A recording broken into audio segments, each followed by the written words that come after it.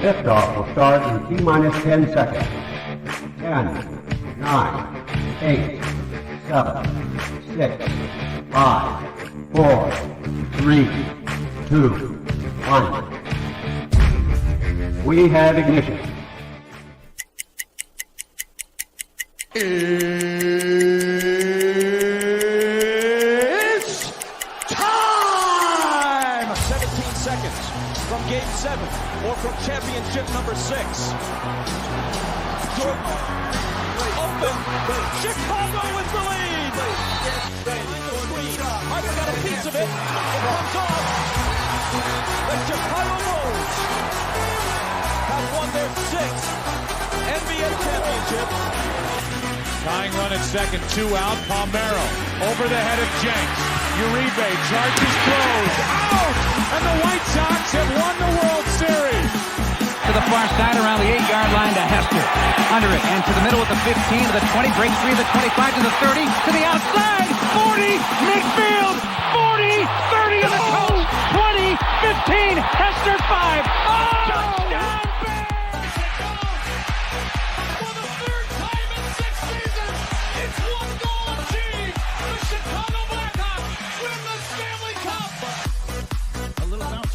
Toward Bryant. He will glove it for Rizzo. It's in time. And the Chicago Cubs win the World Series.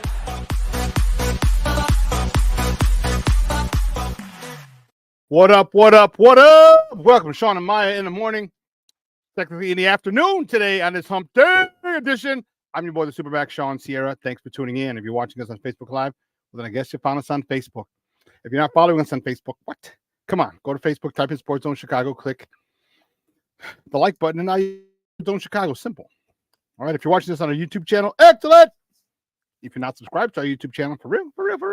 Come on, man. Go to YouTube, type in Sports Zone Chicago, click the subscribe button, but also click the notification button. That's the little bell, and that'll let you know anytime a show from Sports Zone Chicago is going live. Get it? Got it?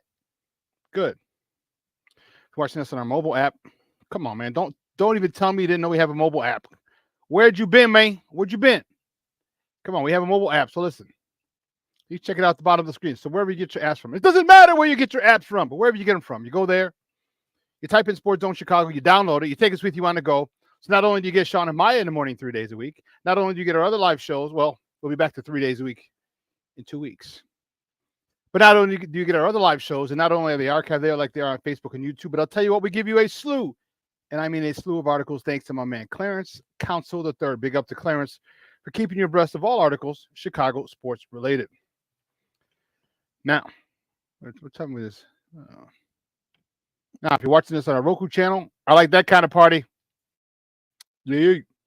Now, please don't tell me. Listen, if you're just following, man, we have our own Roku channel. So, here's what you do. If you have a Roku television in the house, do us this favor. Download Sports Zone Chicago's tile. Okay. Download it to your television. All right, you put it there next to Netflix, Hulu, Max, Prime. Oh, today's a Prime Day too. It's Prime Day. Yes. Yesterday and today were Prime Days. But I digress. Put it there next to all of them. Next to Stars, Showtime. Do it. You can also tweet the show. You can tweet us at Sports Zone Shy. That's CHI. At Sports Zone Shy. Now, if you want to follow me, here's what you do. Facebook. You know what? I know what I did? I made it nice and easy for you folks. Nice and easy. One handle for Facebook, Twitter, Instagram, Snapchat, and TikTok. All one handle at the Shawn Sierra. If you want to follow my lovely co-host, Maya Kai, you can follow her on Facebook and Twitter at the Sports Chica. And if you want to follow her on Instagram because you're an IGer, follow her at Maya_Akai. It's MAYA_AI. Man, we have a great show for you, but I need you to get interactive with us today. So whatever platform you're watching us on, leave a question or comment on that platform. It'll come up on the thread. We'll incorporate it into the show. And that, my peoples, that is what makes this the best. Well, today afternoon, but today morning show. Best morning show, Chicago sports morning show around. And that's you, baby. Your questions, comments, smart ass remarks. Bring them all, baby, because ain't nobody scared over here. Like The Rock said, don't sing it, baby. Just bring it. Let's check out who's in the chat because, man, the chat is jumping already. I like it. My man Armando Emeterio, Lara, Junior. My man Junior's in the house. Good morning, Junior. Patty Lara's in the house. Patty, good morning. Thank you for tuning in. Lavette Lee is in the house. How you doing? My girl, my niece Monica. How are you, mommy? How are you? Thank you so much for tuning in. I appreciate it. Cornelius Squalls, what up? That's what we're talking about. Be Smooth is in the house. Brian, how you doing, Papa? Thanks for tuning in. I appreciate it. Sean Wall's in the Mickey Ficky house. There you go. It is afternoon on this hump day. Mr. Shode is in the house. Yeah, bear the F down, baby. Yes, I'm fired up just like you are. Just like you are. Plank is in the house. Thank you, Papa. I appreciate you tuning in. I love it. Let's see who else. Whew, listen. I don't know a lot about a lot. Oh boy. I didn't check it out. Let me see. Oh boy.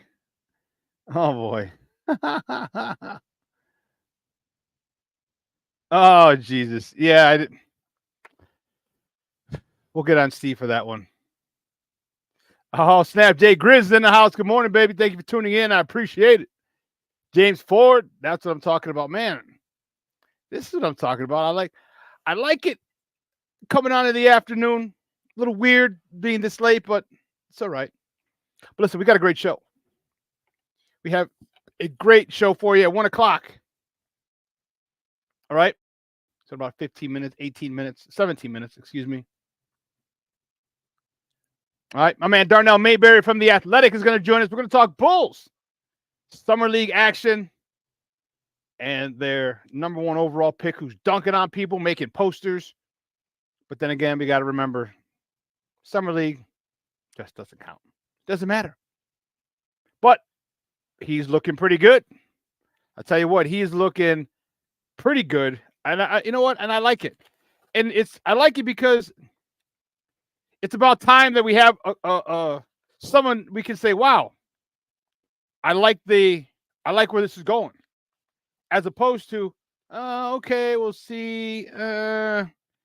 This kid has got a lot of moxie. This kid's got a little bit of attitude.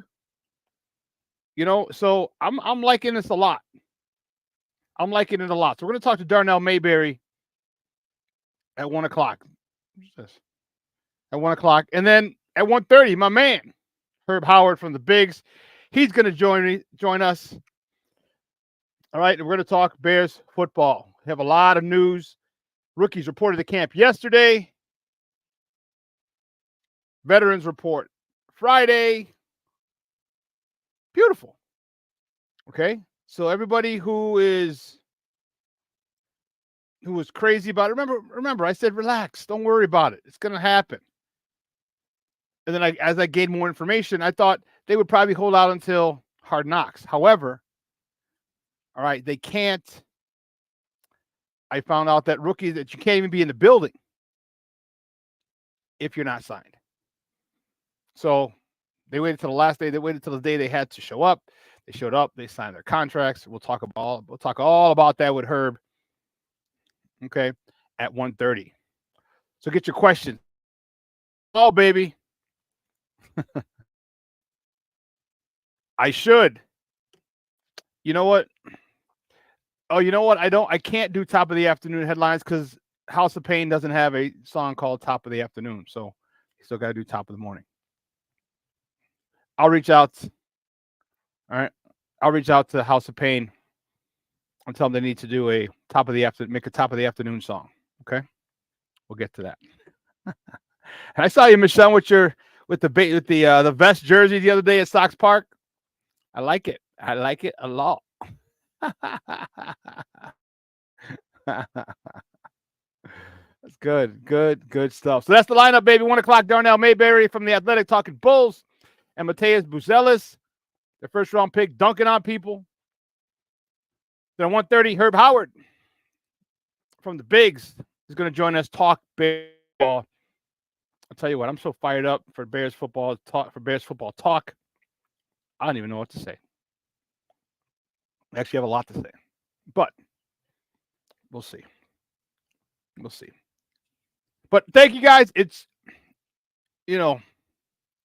Brandon Shuts in the house. Good morning, Papa. Thank you for tuning in. Listen, I like this afternoon stuff. I may start coming on in the afternoon. I don't know. We'll see. We'll see how it plays out when it's all said and done. We'll see.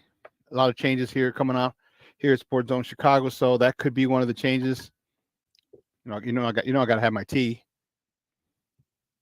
I gotta have my tea. So, guys, you know how we do. The first segment of every show is called Top of the Morning. Today is top of the afternoon, but it's still top of the morning.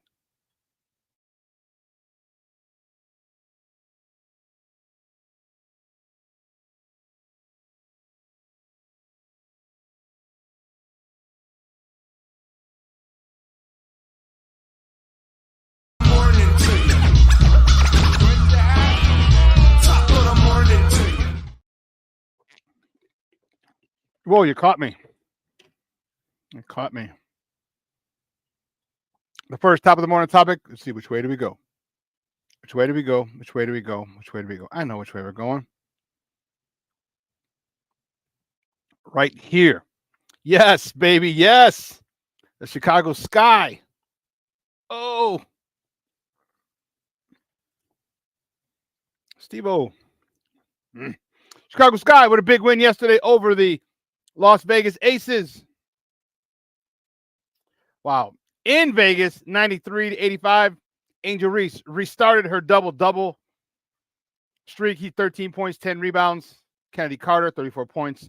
Marissa Mabry, 15 points. And our girl, Camila Cardoso, 6 points, 8 rebounds. Great game by the girls yesterday. Had a big lead. Took a big lead and then had to hang on at the end. Some people were talking a little ish. Oh, they almost gave it away and this and this. Not just that. You're dealing with the defending champs. You're dealing with the defending champs. I mean, it's not like you're dealing with some busters. You're dealing with the Las Vegas Aces. Okay? This team was built. It's like a super team. Like a super team. And let's not get it twisted. So just because the Sky didn't run away with it, that doesn't mean that they're not. People are complaining, but I guess we always want to find something to complain about. But the fact that went into Vegas, okay, beat the defending champs. Now our record is 10-14. Now, I'd like for us to get to the 500 level, 500 mark. That would be huge. Huge. Uh-oh, let me see something. I don't know. So that would be huge for me. Oh, okay, yeah. Because it's nice, the double doubles, but we need wins. We're 10-4, still in the playoffs. I know, but that's not the point. The point is we need to start ascending at this particular point. All right, we need to start getting better. We need to see. Look at this.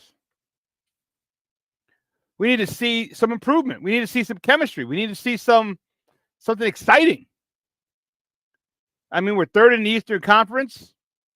I mean, we're one game behind Indiana, a half game. They're 11-14. We're 10-14. But man, we gotta. I think at this particular point, we're 24 games in. Is that what it is? 24 games in. Like we should have an identity. We should have an identity. And I don't know if we do. I want Camila Cardoso a little more aggressive. I want to see her get double-digit rebounds every game. Mama, you're 6'7". You're 6'7". All right.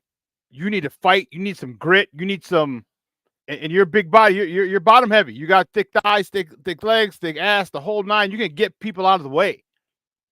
All right, you're a grown ass woman. You're a lot stronger than many. Not all, many, because you're dealing against grown ass women now. But I need better rebound numbers from her. Just my opinion. Just saying. But I think this whole off season, when the season's over, will benefit her greatly. But I digress. The next top of the morning topic. Yeah, baby, the Bears rookies reported to Hallis Hall yesterday. The vets will report on Friday. I'll tell you what, we are fired up. If you're not fired up, I don't know what's wrong. What your problem is, man. We're fired up. It is beginning of a new era here for Chicago Bears football.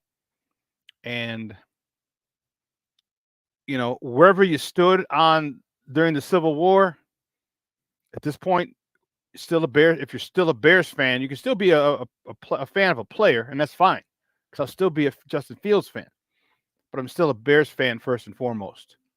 And I'm looking forward to it starting. I'm looking forward to it starting. This is exciting. Man, I can't even tell you how exciting it is. And keeping it with this topic, the next top of the morning topic, man, the Bears rookies, man, peep this. They signed.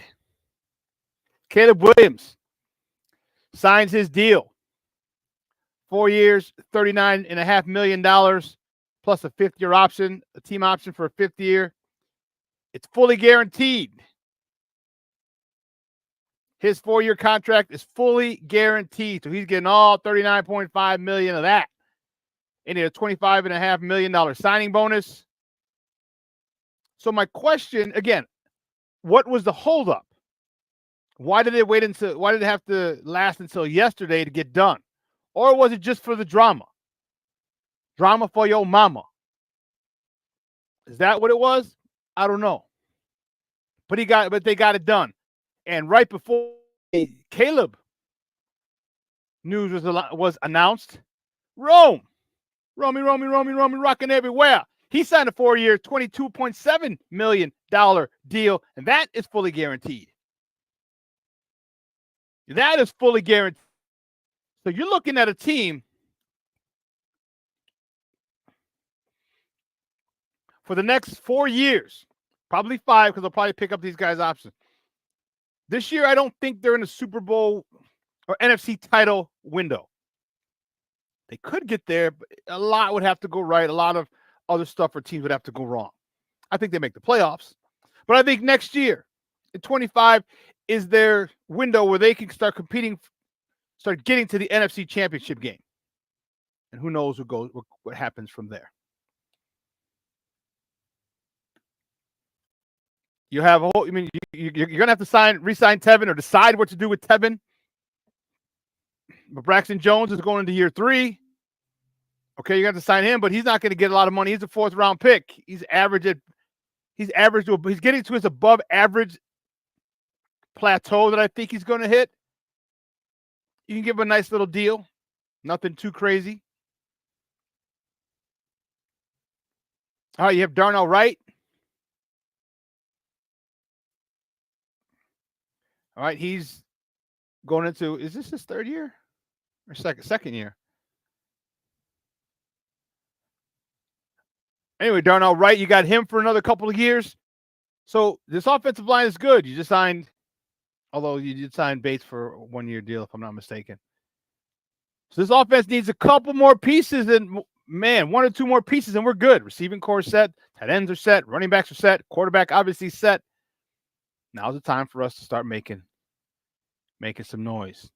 Roma Dunze, man, I am so happy. And for those of you who want to know, the upcoming dates, July 16th, that was yesterday, the rookies report to camp. All right, July 19th, it's Friday, the vets report. The vets report to camp. August 1st, the Hall of Fame game. Right, August 10th is the second preseason game. Remember, we get 4, other teams get 3.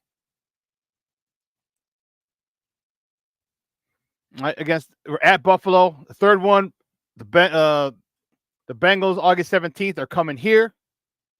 The fourth one, we're going, which is August 22nd. Bears are going to KC. And then the day we are all waiting for, that's what you get, like a 2-week break. 22, yeah. 9, 17, damn, 2.5-week break. Game 1, September 8th. September 8th. Whew.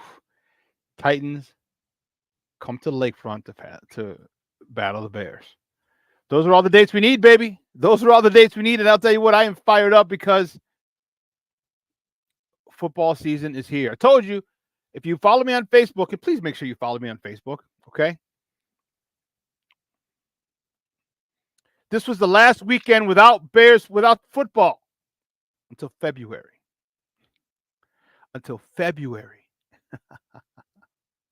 Last weekend without football. How long the Bears go, I don't know. But football, we're going not the last weekend until the Super Bowl. We have football every weekend from now on. I like it. Marshawn Walls, yes. Brandon Schutz, good morning. I think I said hello, but it doesn't matter. Good morning. Good morning, Papa.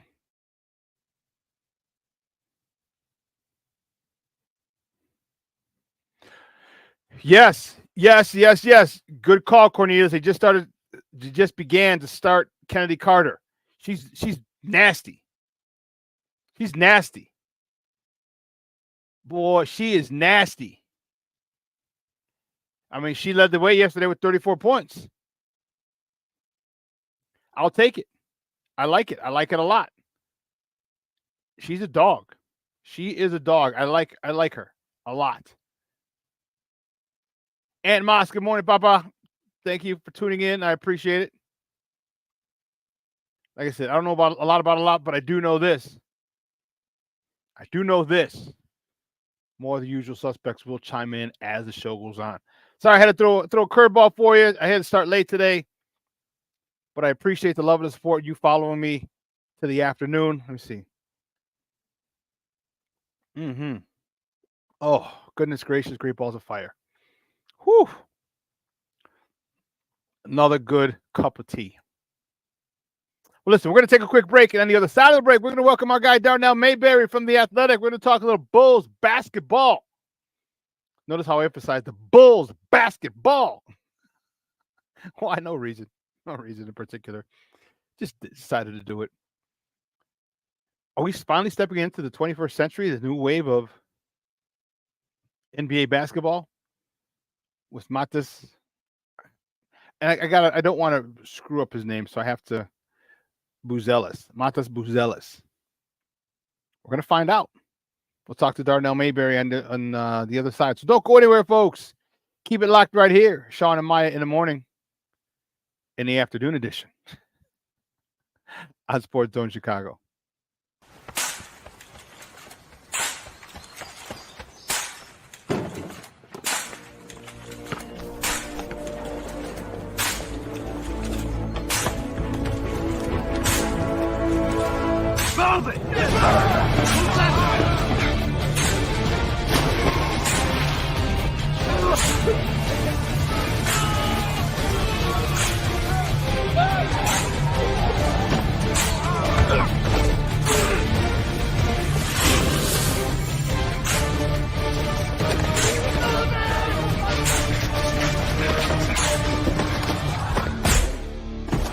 Many will hear the calling. Few will earn the title. United States Marine. The few, the proud, the Marines. Hey, it's your boy, the SuperBack, Shawn Sierra, and be sure to follow Sports Zone Chicago on all social media platforms, on Facebook, Instagram, and our Roku channel. You can find us at Sports Zone Chicago, and on Twitter, we are at Sports Zone Shy. Also, be sure to download our mobile app so you can take Sports Zone Chicago with you on the go.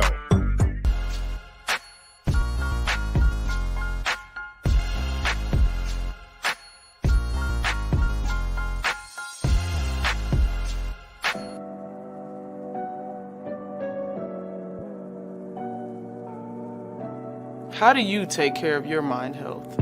For my mental health, I meditate in the mornings. I have my dogs. They're the best. I just find ways that help me just relax. Finding things that make me happy, like being close to my family. I meditate a lot and read books.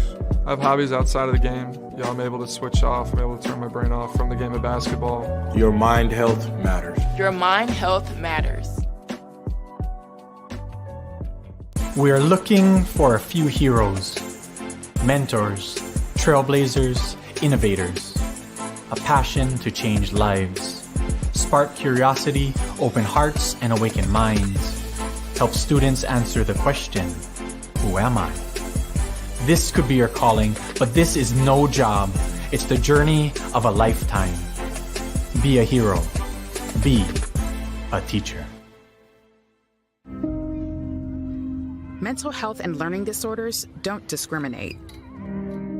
17 million children and adolescents in the United States live with disorders like anxiety, depression, ADHD, and dyslexia. Less than half get the help they need to thrive. Help the Child Mind Institute change these children's lives. Visit childmind.org.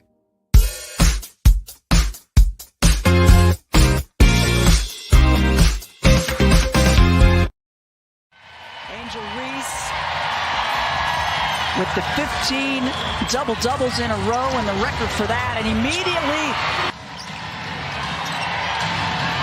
shot clock down to 4. Evans recognizing, he swatted Asia. Oh my goodness. And a 3-on-2 push. Plum down the middle, cannot get it. And a 4-point lead for Chicago. Help D on Reese. Carter between the legs and sticks it. Kidding. Allen baseline drive and somehow squeezes that one up and in. 2:20 left in the game. It's a 3-point lead for the Sky. Carter on the attack.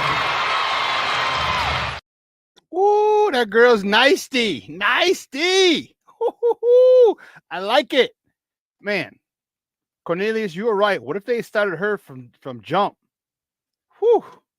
She got that grit. She got that.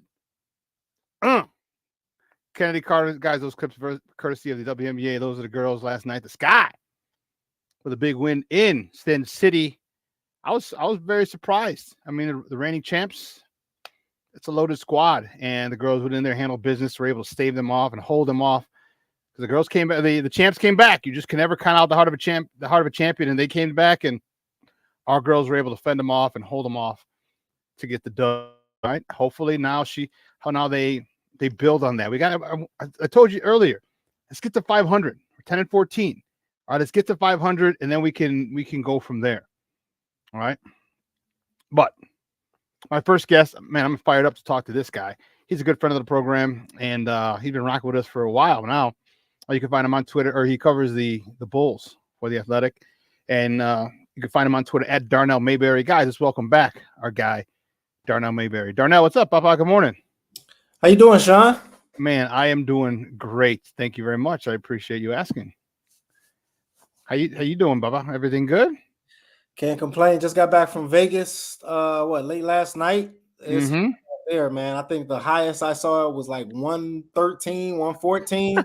So you can think it's hot out here in the city this summer in July, but it's nothing like out there in Vegas. So I'm happy to be back in the city. So you're back for the 95 and humid, right? You're happy about that? I'll take this. Hey, really? You haven't felt hot until you felt that hot Vegas heat blowing in the wind on you, man. It's miserable. You don't even want to go outside.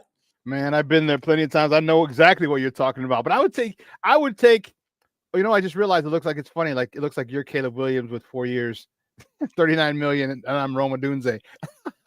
That's funny. But yeah, dude, that humidity is what gets me. My goodness, it gets me, and it's, man, when I start sweating like a sweater, man. It's you gotta walk around with that towel over your shoulder. Just Well, let's talk about your trip to Vegas. The Bullies, all right. The summer league is in full swing, and Matis, I didn't. Let me hold on. I don't want to miss it. Buzelis, all right, local kid. All right, talk to me about him. He's a guy that they didn't believe. They didn't anticipate him being there when they were expected to draft. He was there. They're like, damn. And this guy so far, give me your assessment because I like the kid. I from what I've seen, I like the kid. He's got a little swag about him. He's got a little, and he's happy to be playing for his hometown team. Your thoughts on Matas Buzelis? He's got a lot of dog in him. You got to give him that. He goes out there, he attacks the basket just relentlessly, whether he's going after the offensive boards or he's trying to get a bucket for himself. And I like that he's got versatility as well, where he's a good dribbler. He can pass it and set up his teammates, and he can shoot it a little bit. He's got to obviously work on the jumper, but he can shoot it a little bit. And so he's got the fundamentals that you want to see in a player. And obviously the size, Shawn, that's the thing. He's got the length to be able to be an impact on both ends. You're seeing him go out and guard, try to guard at Summer League, at least in that setting, 1 through 5. And he said that that's one of his goals. So I'm excited to see if he's able to do it actually at his size. And he's guarding on the perimeter and inside. So I like what I see of him. It is only Summer League, so we got to be careful. But take that with a grain of salt. but he's off to a good start. Yeah, but there's certain things you can tell for the most part. Like you can tell. I mean, I like the fact that you said he's aggressive. He's going out, and to me, that's important. All right, to me, that's important when you see a guy who's happy to be out there, who's aggressive, and who's not, not I wouldn't want to say intimidated, but somewhat timid. That's a good sign. That's a really good sign. But then again, it is only against rookies, the younger players. You're not going up against vets. But hopefully that mentality that he has transfers over when the preseason and the regular season start, because that's and hopefully he can rub off on P. Will, but like, hey, homie, this is how you get offensive rebounds. Here's how you do it. Funny, Shawn? The moment, and I didn't even know Matas Buzelis before they drafted him. That's not my specific role to follow those guys coming up. My job is to follow the Bulls and around the NBA. But, doing the research before even having to dig into him, I said, did they just draft this guy to light a fire under Patrick Williams? And some people laughed at me that night. And now he goes out there and starts showing all of this assertiveness in Summer League. And that's the exact takeaway that people are having. I find that funny that now people are looking at Patrick Williams and saying, hey, that's what it looks like, young man. And they're saying it because they know he has those capabilities. If he didn't have those capabilities, we wouldn't be on him so much. You know what I mean? Like we wouldn't be harping on him and really putting the pressure on him because we've seen what he can do when he's motivated. It just has to be consistent. So now, does this mean we're stepping into the 21st century of basketball now with, kind of like a positionless basketball? We've got a big who can shoot, who can rebound, who can dribble, basically another Tony Kukoc for all intents and purposes. Are we starting to change? Is Acme really starting to really form this in like his image, like the Denver Nuggets, the last team he built? They're a long way from that, Shawn. We got to slow down on that. This kid Matas is, a skilled player, but 19 years old. I was told in Vegas by someone that he might be 3 years away. And so that was my next question. Okay, good. You got to be patient with this young man. Again, Summer League, preseason, regular season, playoffs. We got to watch him develop and see if he can take those next steps at every level. And he's got a long way to go. I described him to someone as a mix between herky-jerky and very robotic. Okay. If you watch how he plays, he's kind of mechanical, but that can work to his favor because he keeps the defense off balance with his herky-jerky ability. And so I think he's got a lot of tools, and he obviously wants it. He comes out, he talks trash. He announces his presence. He lets you know that he lets you know that he's on the court. And so that's the type of energy that you want to see in a young player. And I think that he's got it. And that's great to see, guys. We're joined by my guy Darnell Mayberry, who covers the Bulls for The Athletic, talking Bulls basketball here on Shawn and Maya in the morning on Sports Zone Chicago. Yeah, I like the trash talk. I do, because it puts a target, it puts a spotlight on you, and you can't run from it. All right, when you start talking, people are going to start talking back, and people start to see you. They're going to start watching, like, oh man, he's talking trash. Let's see what he does. That puts a spotlight on you, and I think, and that with that spotlight comes pressure, and I like that. I like that. So my question to you that I'm going to ask, I know you just mentioned it, but how soon? All right, 2 years, 3 years, because he's only 19, so he hasn't even hit the weight room yet. You know, he might not even be growing. He might grow another inch or so. You know what I mean? At that point, hell, Scotty grew what 5 inches in college. You know what I mean? So there's a chance for him to grow even an inch or two taller and fill into his body. How long will you think before we start saying, all right, dude, you got to start showing out? 2 years, 3 years, 4 years? Because I like him, and I hope it sooner than later. But give me your assessment. Yeah, I think a lot of it is dependent on what happens with the Bulls roster. If they can move Nikola Vucevic, that's going to open up a lot more minutes and opportunity for some of the young guys like Patrick Williams, the new guy they got from Indiana, Jalen Smith, and obviously Modest Buzelis. And if they keep Vooch, I don't see where Modest is going to be able to play. There's going to be a lot of people in the front court looking for minutes. Julian Phillips is another one who's out there in the summer league along with Modest, and he's showing that he can carve out a role as an energy guy. His shot is improved, but he struggled the other night from three. But they got a lot of young guys who are eager to get into that lineup. If Modest cracks it as a rookie, Shawn, I'll be shocked. But if they move Vooch before the season or at the deadline, that opens a whole lot more opportunities for Modest. What about this? And it's been brought up by some people, and I thought of it right away because I've seen other people. I've suggested other people in this role. Is there any way on God's green earth that you bring Vooch off the bench and you'd be a bucket with that second unit? I highly doubt it. I've been told, Vooch is wondering what's going on with the roster, and he might be the next domino to fall. And so if you're then asking him to come off the bench, that might be a big ask for someone, 33, 34 years old, former all-star and well-respected center in this league. So I would think Vooch would have a hard time doing that at this stage of his career. Okay, let's talk about the main man. All right, the Max man, Mad Max himself, Zach LaVine. Give me your thoughts on his situation. They obviously are trying to move him. How soon do you think they will trade him? Do you think they get him done before the season, or do you think he's got to come out and say, all right, show I'm healthy, show I'm explosive, show I'm this, I'm that, and then you think they can move him by the deadline?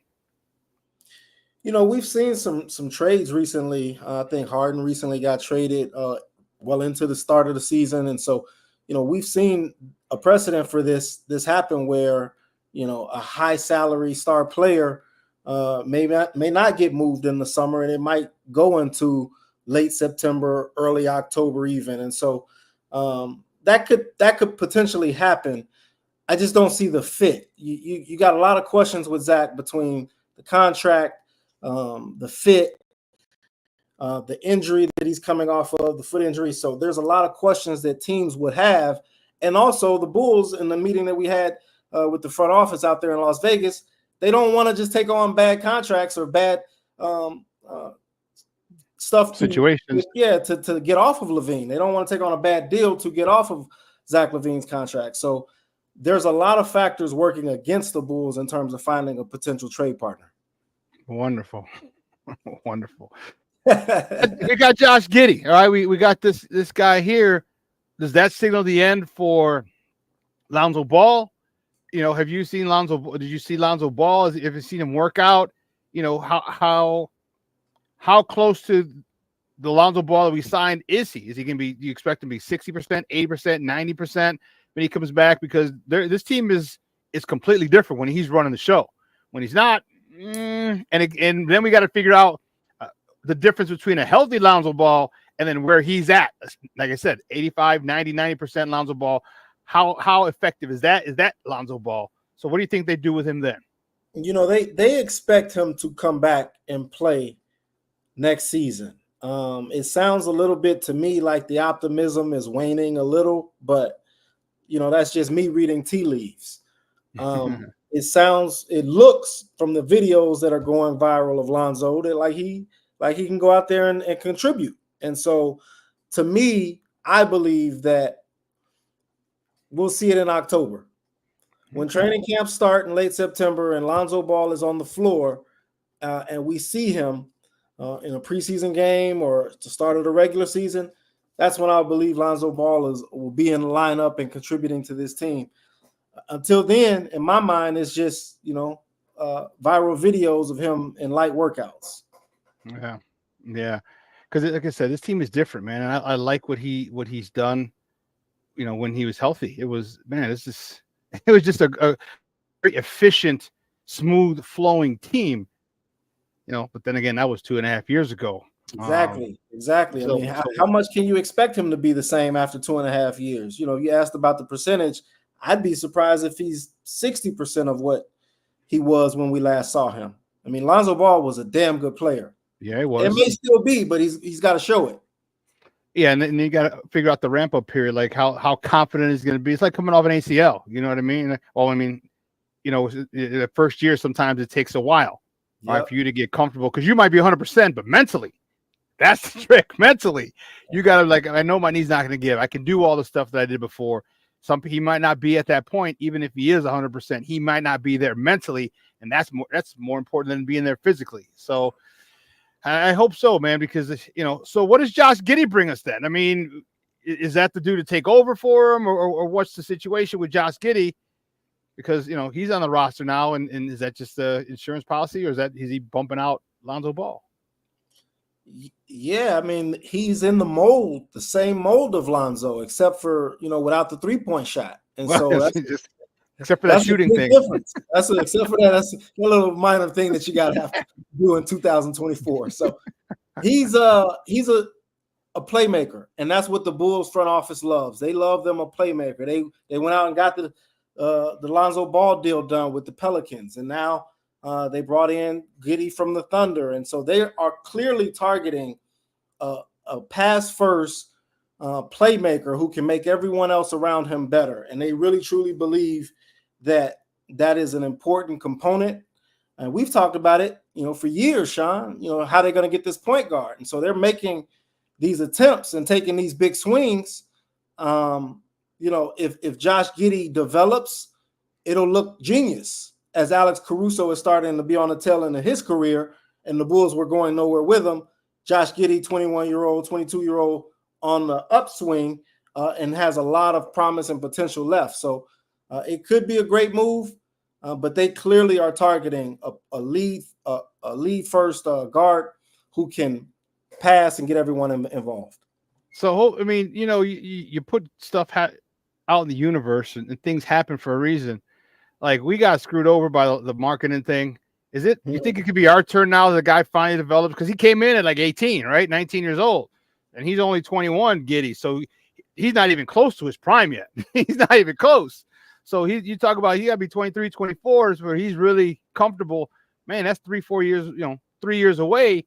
Do we have that time to wait for him? And do you think that this front office can develop him? Because they really haven't developed. I don't know. I shouldn't say really haven't, because Kobe is developed under them. We can't deny that. Ayo's developed under them rather nicely.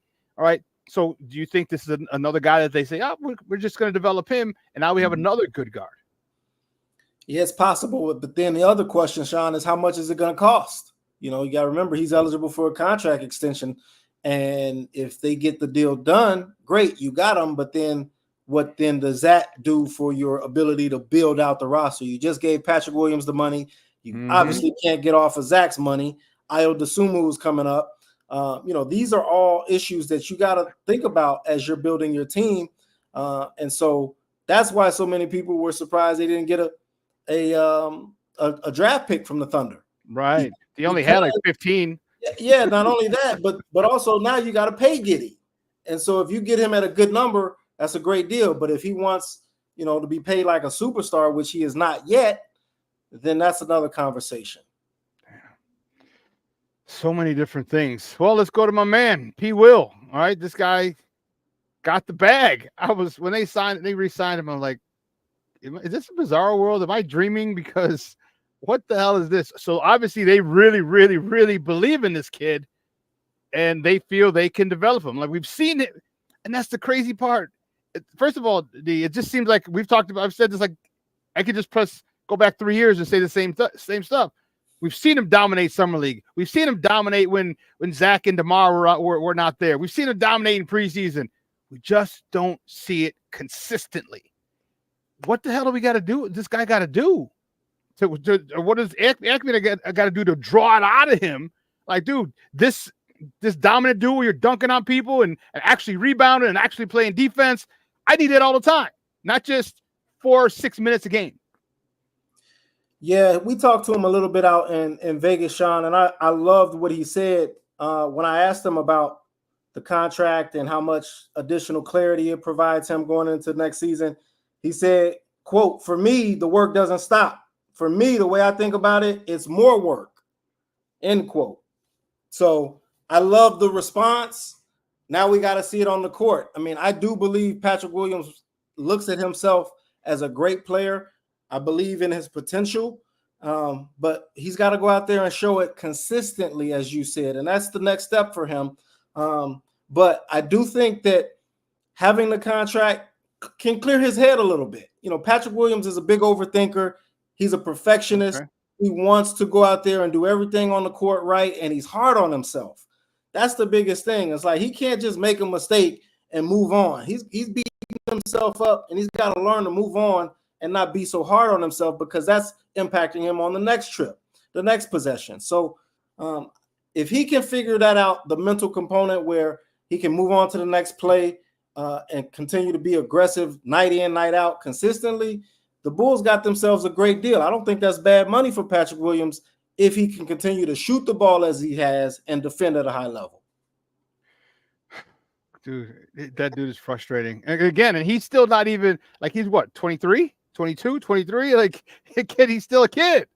Like, man, dude, and he hasn't even fully developed. He hasn't even grown into his big old body, the big frame that he has. You know what I mean? And again, it's like, all right, is this another Lowry marketing situation where, you know, they cut bait too soon? Well, it doesn't seem like it because they just signed him. So maybe they believe, like, okay, we cut marketing too soon. We got rid of Max, the dude from Payless, a 3-point shooter. I can't. And he was with Miami for a while, but you know, we got rid of him. Max Strus. Yeah, I was gonna say Max Fried, but no, Max Strus. Yeah. And these guys we had on the roster, and they didn't develop them. Hopefully, this is the situation where because they believe in him, he does develop.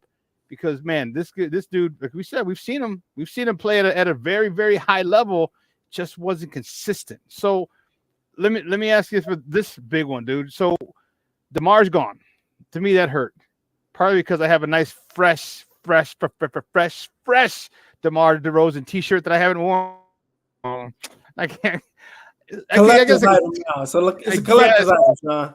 I mean, it's fresh. Like, you know, dude, it's fresh. Like, I can't wear it unless I wear some brand new ones. You know what I mean? Like all white ones and this, then it'd be tight. Like, oh, where you going to barbecue? Like, yep, you know it. But he's gone now. All right. What void does that leave in that locker room? Great question. It's a huge void because now you have a roster with 9-10 guys under 25 years old, and you got Zach LaVine and Nikola Vucevic as the older guys. Torrey Craig is still on the roster. He's throwing alley-oops to himself off the backboard, so I'm not sure what kind of leadership you're looking at there. And then Zach LaVine, obviously he's in trade rumors, and so there is a void in leadership without DeRozan, and you got to throw in Alex Caruso as well. That might be something the Bulls might want to take a look at as they're trying to develop these young guys. Unless Kobe White, Ayo Dosunmu, and Patrick Williams step up as leaders, then you have a void that you need to fill. I believe Kobe and Ayo are capable of it. We're still talking about bringing along Pat, so Kobe and Ayo probably are going to be the two leaders on that team next year as currently constructed. Dude, that was man. We are here, bro. Because that was going to be my next question. Which young bucks step up? And the cool part about it is that Kobe's not even in his freaking prime. I mean, what's he, 23, 24? Right. You know what I mean? He's about to step in his prime. Ayo, they're about the same age, right? Because I went for 3 years. He went to, you know what I mean? So I'm excited to see them.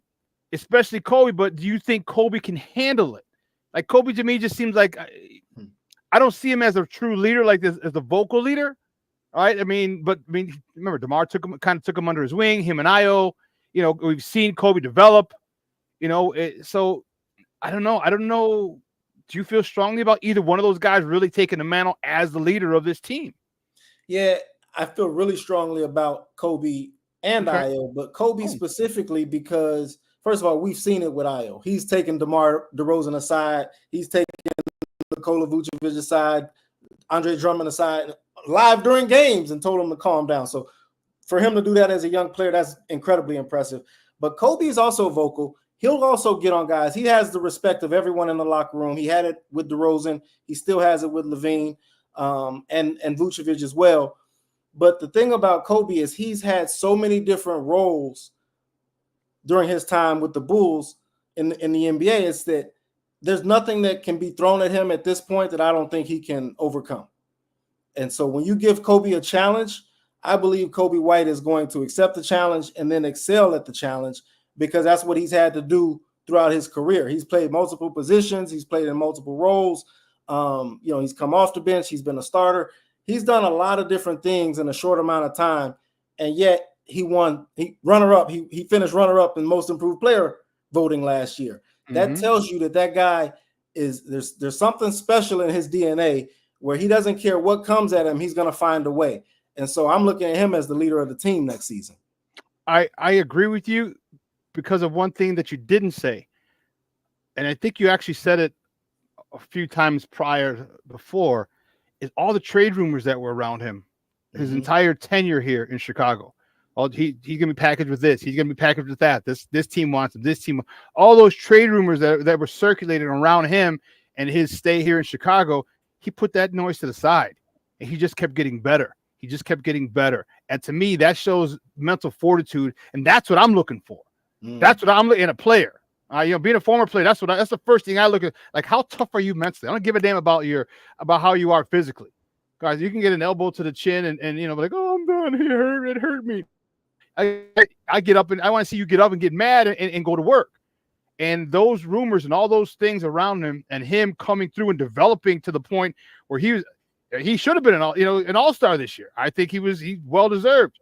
But I hope that he's able to take that next step. Hope he's able to be a leader because I love him. But the last question I have before I let you go, man, I always love when you come on, man, and I appreciate your time. Two more things, because I got to ask you about your other thing as well. Who's going to protect the rim? Who's going to get us rebounds? Those are kind of important. Yeah, defensive rebounding could be a little bit of an issue. Jalen Smith is a really good offensive rebounder, but losing Andre Drummond hurts. That really hurts. But the Bulls believe in Josh Giddey. He's an excellent rebounder at the lead guard spot, and so that will help their team tremendously. Just the fact that their lead guard can grab off the board and immediately push, and so that's going to be a big benefit of bringing on Josh Giddey in a roundabout way. Like, you wouldn't think about rebounding from the point guard position, but that is one of the pros and skill sets of Josh. And so I'm looking forward to seeing that. But rebounding, that's a good question, Shawn. I mean, they've got some shot blocking issues. They've got some interior size issues that they still need to address. Man, Darnell, great stuff, Papa. I really appreciate it. Guys, he's Darnell Mayberry. Do me a favor. Let everybody know where they can find you and your work and your other stuff, Money Talks 101. Talk to me a little bit about that before we let you go. Yep, I'm writing about personal finance in addition to the Chicago Bulls and the NBA. So I write about my journey when I used to be bad with money and how I've become a lot smarter with money, and teaching my 10-year-old daughter, Parker, how to do the same early so that she doesn't have to be bad. She can immediately be good in life and be off to a great start. So avoid the pitfalls that you hit. Yeah, I write about that exactly, and I'm helping other people do the same. And it's growing, Shawn. I appreciate you asking. We're in, last I checked, 36 states and 30 countries. So it's growing, and I'm very proud of it. And so anyone that can relate to spending money, earning money, investing money, and just trying to be smarter with it, Money Talks is for you. And then obviously I'm at the Bulls. My Bulls coverage is at The Athletic. theathletic.com, and now the NewYorkTimes.com. Man, they Oh, bought us. snap. Yeah, they bought us, and so our links now say NYT. That's pretty cool. That is pretty cool. And the website is the one on the screen right there. Is that correct? Yep, that's my personal finance newsletter, blog, and podcast. moneytalks101.substack.com. Dude, great stuff, man. I appreciate it. Great. Thanks for coming on, Papa. I love talking hoops with you. Anytime, Shawn. Take care. Likewise. Guys, that's Darnell Mayberry from The Athletic talking Bulls basketball and also his finance thing. And we need this, especially people of color. A lot of times our parents have lived in survival mode. All right. And that's how we think. All right. And we have to do a much better job sometimes of coming out of survival mode into thrive mode. And I think it's a phenomenal thing. He's been doing this for over a year now with his daughter. Money Talks 101. MoneyTalks101.com, where he talks about finance. So we all know. So a lot of people of color don't know how to invest. They don't. Some do. Okay. And that's the thing that our parents wanted for us, is to learn how to invest and not live paycheck to paycheck or live in a survival mentality anymore, but in a thriving mentality. And I think, and he's doing a great thing with that in educating people. And that's awesome. 30 states, 30 countries. And dude, that's awesome. Dude, that's freaking awesome. So, but that was my guy, Darnell Mayberry. So we're going to switch gears though. Well, after we take a break, take a quick break. On the other side, my man's in them. Herb Howard's going to join. We're going to talk a little Bears football. Rookies are in town. They're back, baby. The boys are back in town. Cue up the bus boys. And we're going to talk some Bears football with my guy, Herb Howard. So don't go anywhere, folks. It's going to be a quick break. About a minute or so. Keep it locked right here. Shawn and Maya in the morning on Sports Zone Chicago. Hey, it's your boy, the SuperBack, Shawn Sierra, and be sure to follow Sports Zone Chicago on all social media platforms, on Facebook, Instagram, and our Roku channel. You can find us at Sports Zone Chicago, and on Twitter, we are at Sports Zone Shy. Also, be sure to download our mobile app so you can take Sports Zone Chicago with you on the go. Time out. How are you feeling right now? Happy? Excited? Angry? Overwhelmed? One of the best things you can do for your mind health is to name what you're feeling. It can sharpen your awareness and help you talk about your feelings with someone you trust. Here are 3 questions to ask yourself. Where are your thoughts right now? In the past, the present, the future? Do you notice any sensations in your body? Is your heart beating fast? Is there a flutter in your stomach? Or are you fully relaxed? What do you need right now? Time with others? Time to yourself? Remember, there's power in this awareness. So find ways to identify what you're feeling today.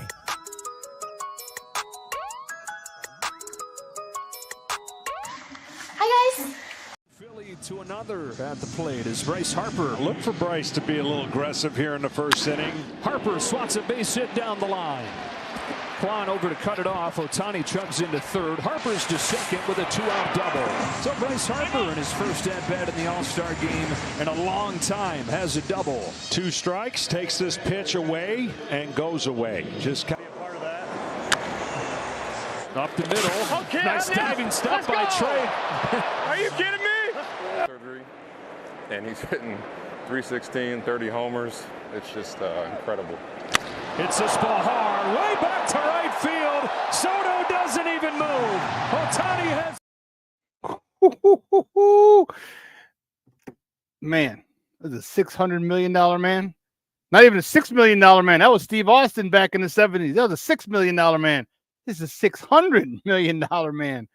Woo, Charlie. Welcome back to Shawn and Maya in the morning on Sports Zone Chicago. Those clips, courtesy of Fox. That was the MLB All-Star game yesterday from Texas. Everything's bigger in Texas. And man, that would have been a cool thing to see. They look the celebration and the surrounding things that they had for down there for the MLB All-Star game looked pretty dope. It looked pretty dope. Like I said, they just do it bigger in Texas, and it was fun.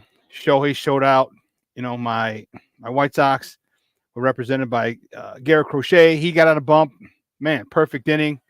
Got a K. Shota Imanaga for all you Cub fans. He showed out 1 inning. Perfect inning, 3 innings with a strikeout. Good stuff by the representatives from the Chicago baseball teams in their 1 inning each, and they just look dope. So hopefully our baseball teams can kind of turn it around. The Bears, at least, I mean, the White Sox at least get a little because they are the worst team in baseball. Love-hate relationship with those guys because that's my favorite team, and they're pissing me off right now. But I digress. And I don't give a damn about the Cubs. So, but I still talk about them in a professional manner.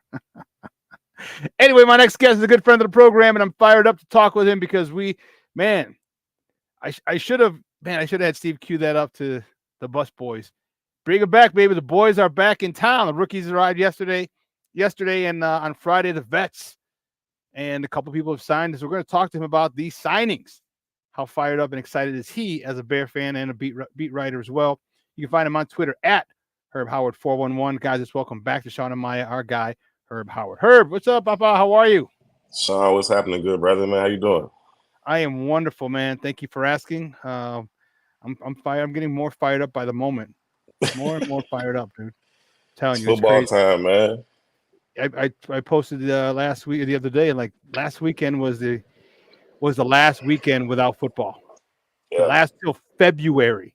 February. I'm like, I like it a lot, man. So the big news, Papa. We saw the big news. We were wondering what's going to happen. Yeah. And the first news we got first thing came across the wire. Rome Odunze signed a 4-year, $22.7 million deal, fully guaranteed. The first round, 9th overall pick, and we were excited. And that was like, okay, we got one down. How soon is the other one going to fall? Well, what about an hour and a half later, give or take? His boy's like, I got you. Don't even trip. I was just playing with you. Caleb Williams signed a 4-year, $39.5 million fully guaranteed contract, 25.5 as a signing bonus. Obviously, both of those contracts have a 5th-year option because they're first-round selections. Give me your thoughts on the signing. Did you expect it to go right up to when they got there, or would you expect? What did you expect? And tell me how you feel about them finally being in camp. Yeah, I was never too concerned about it, to be honest with you, Shawn. I mean, as we all know, these contracts are slotted now. There's not a whole lot of wiggle room in terms of what the money's going to be. So you're talking about different details and little things like that may take a little bit of time to iron out. But at the end of the day, I didn't think there was any chance that he was going to miss any time in terms of, training camp practices or anything like that. So I was never really concerned about it. They got it done, and now it's just time to play ball. I'm really excited, and I'm not surprised it was all fully guaranteed. Like you said, it's slotted. Like once we know what his contract, once the contract was made last year for the first number overall pick, you know exactly what this year's going to get because it's like a 3 or 5% increase per year, just to go up inflation. So you couldn't argue the money. You couldn't argue the years because that's collectively bargained 4 years plus a 5th year by the team. So it might have just been like language there. What happens if I get hurt? Do I get all of it? So I did see a report. My bad. I did see a report that was like his team was asking the Bears to agree not to franchise tag him, at any point. I guess when the contract is up, the Bears didn't agree to that, but that may have been one of the things that his team was kind of holding out for. But at the end of the day, it was small stuff. They was gonna get it done. I didn't see any way where he was gonna come in and not, report on time and start missing practices. It's not a good time, right? He's been anointed the starter, right? He's gonna be your day one starter. You got a new system, you got a new OC, you got a lot of new players in key positions. This offense needs every chance they can get to kind of gel, to kind of come together as much as possible. So I need all the reps that they can get. I didn't see any chance of him, holding out or not being there come Saturday. Thank goodness, because I was excited about it. I'm really, really looking forward to having everybody in camp. The other did you get signed, JJ McCarthy? I don't know if he was one of the other ones. First-round picks. There were 5 first-round picks that were unsigned. We had 2 of them, so we had two off the board. There were 3 left, and I don't really follow Minnesota or whoever else was unsigned. So I'm happy. I'm happy as a pig and slop. I'm happy with this. Talk to me about the Hall of Fame game and the beginning of how the Bears have an extra preseason game and how that could help Caleb. Yeah, I think it helps just because, like I was saying, they learned the new system. They got a rookie quarterback He's got to try to gel with a new center, but also gel with all these different pieces and weapons around him. It's just going to take some time. I know that on paper it all looks good. It looks good to have, Keenan Allen and DJ and Rome and Cole and Gerald Everett and DeAndre Swift. All that looks good on paper. But these guys still got to come together. You still got to get this offensive line together. You still got to figure out who the best 5 are and where exactly they're going to be. I think where you want 4 of them to be. At least it seems like they know where they want 4 of them to be. But you got to figure out the center position, and then you got to have some time to get the pads on and kind of get some chemistry going with all these guys. And it's just going to take some time, man. I think obviously you got great players out there, but it's still going to take DJ Moore and Keenan Allen some time to get used to running routes with each other, to understand, separation and breaking points and how to run routes off of each other. Because you draw it up a certain way, but when the ball snaps, they still got to understand, really, I just need to get to that spot. How I get there, there's some wiggle room in that, and trying to play off of each other, that type of stuff. So that's just going to take some time, man. Great players or not, that's going to take some time. So the fact they have a little bit of extra time to be able to do that because they're in the Hall of Fame game is only going to help them in the long run. Well, yeah, so they get an extra game because of the Hall of Fame game, and I think that's very important. How long do you play them? How long do you play them in the Hall of Fame game and then the preseason games? How long do you play Caleb and the starters? Would you, as head coach / general manager / running things for the Bears? Yeah, I think they're in a bit of a conundrum, because I would want to play Caleb Williams as much as possible, right? Just to get him the reps that he needs, get him acclimated, get his feet wet, let him start to see some of these defenses, vanilla as they may be in the preseason, let him start to see some of these things, just, again, build that chemistry with his own guys.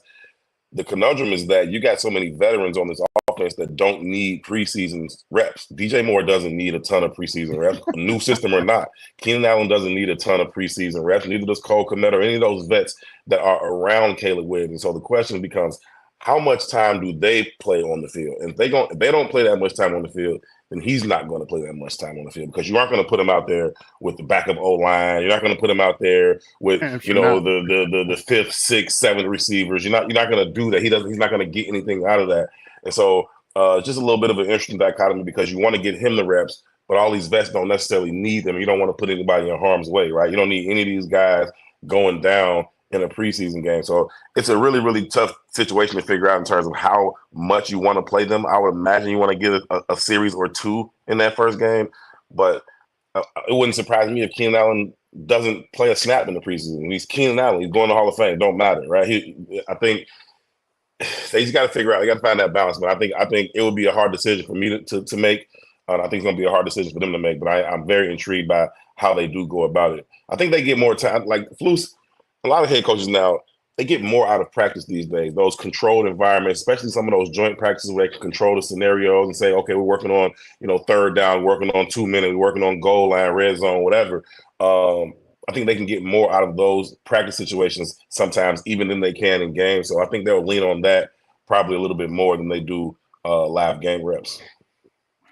I mean, you're going to disagree then, because I said I want him to play a half. That's about 4 series. I want Caleb to play as much as possible. I think Caleb needs to play.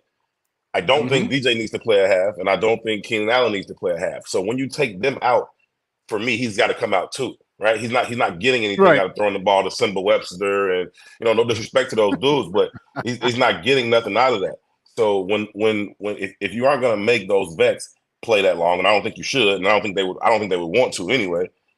When they come out, I think he has to come out, and that's what I'm saying. It's a conundrum, because I do think Caleb needs a full half. Would be great. Like I would love to see him play a half in all the preseason games, right? He needs those kind of reps, but those vets don't. And when they come out, he has to. And that's I think. And here's where again, like here's where the old school in me comes out. Like, get the hell off my lawn, okay? Mm-hmm. Like, look, we got a young franchise. He needs reps. He's not throwing to Nasimba Webster and all these other busters. You're gonna have to play. All right, you're gonna have to play. So make sure you're properly stretched. Make sure you're ready to go, because I need you in there with him for a half. Because if you want numbers, I need that chemistry, and I can't do it. It's not going to develop in 2 series a game, because one might be a 3 and out. All right, I need a half where he knows, all right, if this series screws up, I got the next series coming. I got the whole first half. We got to have a tough conversation with some of those veterans And not that I think they push back, but I'm just saying, like, you just got to let them know, like, I need him to be as comfortable as possible. We got the extra game, which gives us more practice time. These are live bullets. All right. And maybe the second quarter, you're not going to have first team defensive players, but they're still live bullets. And I need those more than I do in practice. So that's why, as Coach Eber, if I was Coach Eberflus, first, obviously I got to talk with the big guy and Ryan Poles, like, this is what I want to do. Because, it comes down from the top. He's only playing X amount, but that's me personally, that's what I would do. Because I think that extra game is huge for this team. Because now you got 4 games, with live bullets as opposed to 3, like most other teams. So, so give me your thoughts, man. Everybody's talking about we got to get at the other defensive end. This defense is not good. There's a glaring hole over there with DeMarcus Walker, with Booker, and he's young, and DeMarcus Walker really hasn't done a lot. Your thoughts on the other defensive end side, because I'll tell you my thoughts after, but give me your thoughts first. I still think that Yannick is probably, in the mix, on the table for something that they may end up bringing back. And I think that would be a good thing, right? I think you can bring him in, in those pass rush situations to give you a chance to, kick DeMarcus inside. You're probably going to kick DeMarcus inside on third down anyway. But if you got Yannick out there, then that helps a lot. I mean, when they signed Yannick this time last year, it was to kind of be the guy, right? We need you to be our premier pass rusher. That ain't the case now. We know who that guy is. We just need you to be the other dude. And I think that's an easier role to kind of come in and fill, right? He's familiar with the system. He knows the building. He knows the guys. And so I think that would be an easy addition for them to make, to kind of add to that, because you got to be able to create consistent pass rush from someone other than Montez Sweat. I like DeMarcus Walker as a player, as a person, as a leader. I like the energy that he brings. I like his ability to set the edge in the run game. I like his versatility, but he's not a proven, productive pass rusher with any, consistency. And so you got to get somebody that can do that other than Montez, because you got a back seven that could be as good as any in the league, but they are not going to reach their full potential if you aren't able to create a consistent pass rush. They have to be able to do that. So, I just think that they got to get somebody, right? And I know, you spent the 4th round pick and you're hopeful about what he can grow into, and that's cool, right? But that's a projection, right? You need something that you can bank on, because otherwise you're going to get Montez Sweat. I mean, he's going to get his double teams regardless, but you're going to have him double team and then guys unable to win one-on-ones. You got to be able to take advantage of a guy constantly getting double team like that. So you got to hope that they can add to it, and also that the guys they have can take another step. We saw Montez Sweat be a multiplier for those guys last year. Hopefully he can do the same this year. Well, I'm glad you're going down that road, because I was about to take us down that road. New defensive coordinator Eric Washington is one of the most well-respected defensive line coaches, not just the coordinators, but one of the most well-respected defensive line coaches in the NFL. His work is proven. Go look at what Oliver did back in Buffalo, turned him into a star. We saw Gervon Dexter last year. Without him, on the precipice of becoming a breaking out. The last 4 or 5 games, we saw a distinct upward trend with him. You got Billings. Yeah, for sure. Trajectory, yes. Then and now you got Montez Sweat with this guy. But not only that, you got Zach Pickens with Coach Washington. And not only that, DeMarcus Walker, and most importantly, you got a rookie.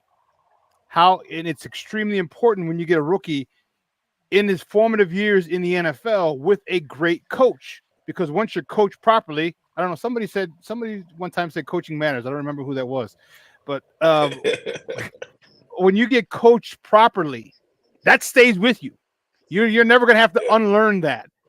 And I hope give me your thought on him and how that, because if they don't sign it, maybe they do sign Ngakoue, okay. But if they don't, how is the step that we're anticipating Gervon Dexter taking, Billings taking, even Sweat taking under the guidance and the coaching of Coach Washington?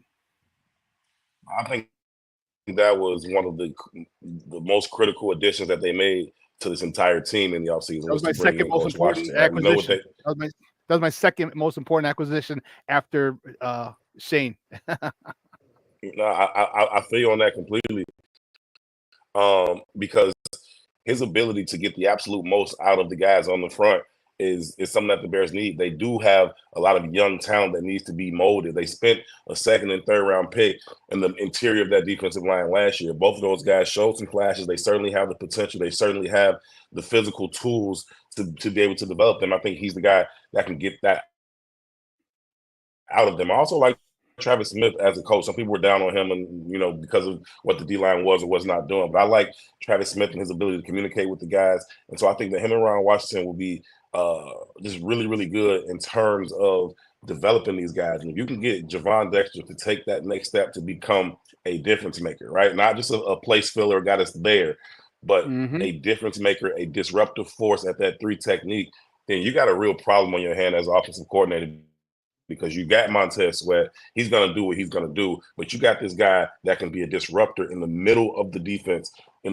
right in the face of the quarterback. That's a huge, huge problem, and that's also going to shorten that corner for the other end on the other side, right? It's going to shorten that corner because he's going to be able to bend the pocket in a way that allows them to kind of get around that edge a little bit faster. So, listen, I think that having Coach Washington there is extremely, extremely important. Like you said, whether they bring in another piece like Ngakoue or not, it's going to be critical that they continue to develop and continue to increase the production from the guys that they already have on this roster. Even guys like Dominique Robinson, I think that experiment may be nearing its end. But if Coach Washington can unlock something there, that's a guy that still has a lot of physical tools that are rare. You got to remember, this dude was a wide receiver, a quarterback. He ain't even been playing in that long. So if you can still tap into that, there may still be something that you can get out of there in terms of a rotational player. And then you can find yourself ending up with, a poor man's NASCAR package like the Giants used to run when they had 7, 8 guys that could really get after the quarterback. And so, I think there's some potential there, but they really got to be able to tap into it, because this defense has a chance to be really, really good. I know we're talking about top 5, but I think if they're going to be a top 5 defense, they have to be able to disrupt the passer on a consistent basis with their front 4. That hasn't been proven yet, but they have the piece to do it, and I think they got the coaching to get them there. Guys, again, we're joined by Herb Howard, he's the Bears beat writer for the Bigs. Talking Bears football here on Shawn and Maya in the morning on Sports Zone Chicago. Yeah, I think Washington's going to have a huge role in it, and I think this defensive line is going to be is really ready for a big breakout season. Gervon Dexter, even Billings. I know Billings got extended, but I think he's going to get better. Zach Pickens is going to get better, and again, as I mentioned, I love the Booker situation where he's coming into the league being coached by someone is as respected and as good a defensive line coach as there is. Talk to me, moving forward, just fast forward a year. What do you think they do, with next year? I don't know how if DeMarcus Walker comes, because I look at it this way. Sweat, he signed for a couple more years. Pickens, he signed. He got 2 more years. Billings, they extended him. He signed. Those 2 linebackers, they're signed. They got the free agent safety. He signed.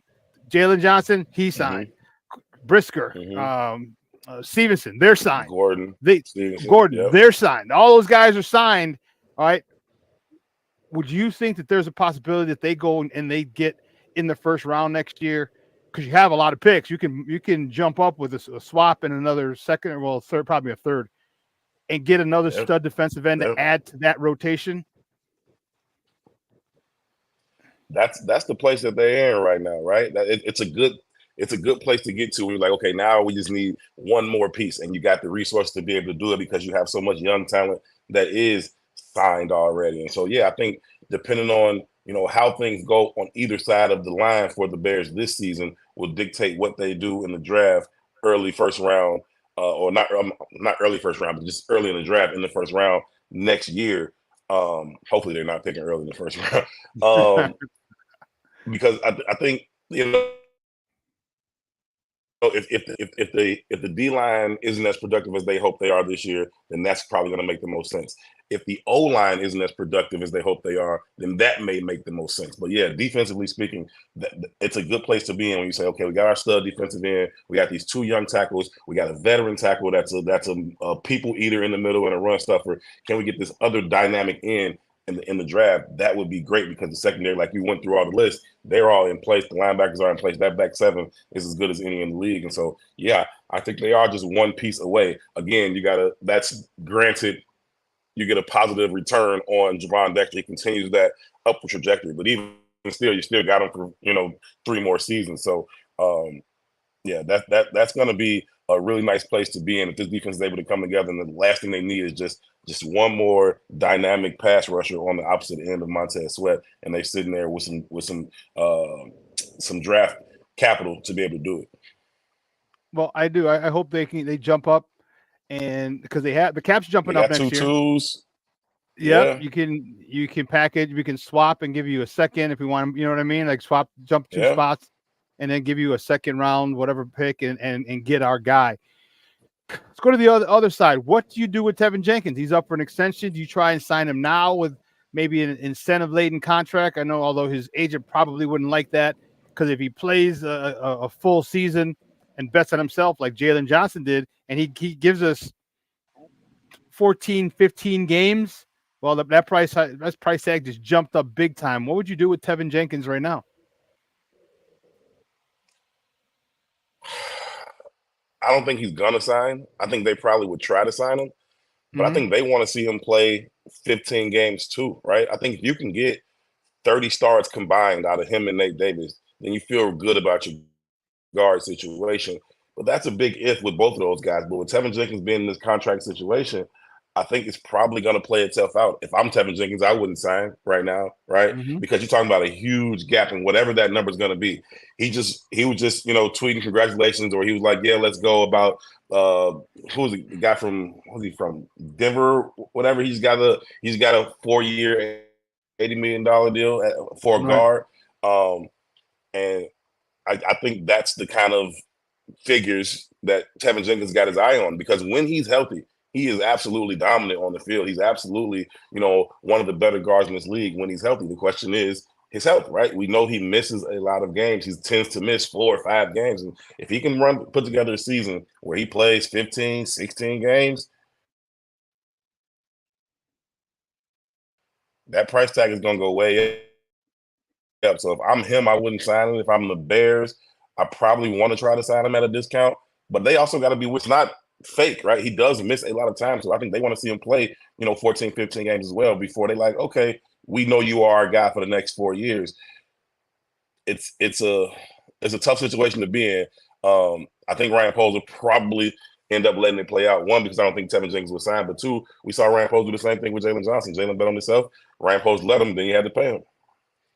Yeah, you did, and somehow I think he's happy to pay him, but it's kind of like a dual-edged sword. Like, I'm happy to pay. I'm not really happy to pay it, but I'm happy to pay it because you showed out.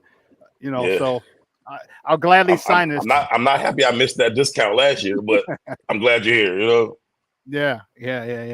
I if I were his agent, Tevin's agent, I would say, hold out.